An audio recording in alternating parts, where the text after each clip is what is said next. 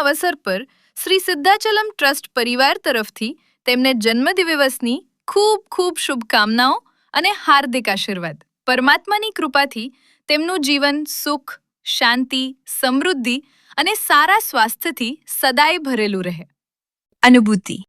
તમને જન્મદિવસની ખૂબ ખૂબ શુભકામનાઓ. જો આ વિડીયો તમને પસંદ આવ્યો હોય તો જરૂરથી લાઈક કરો, શેર કરો અને તમારા પરિવારજનો તથા મિત્રો સુધી પહોંચાડો.